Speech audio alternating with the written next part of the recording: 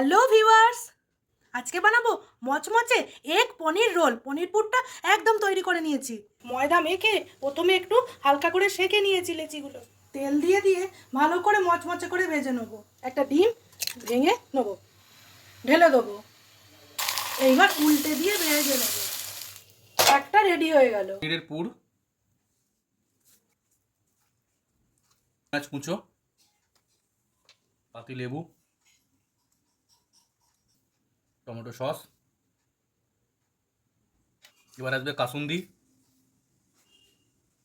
এবার দেবো চাট মশলা, পেপার দিয়ে মুড়ে নেবো।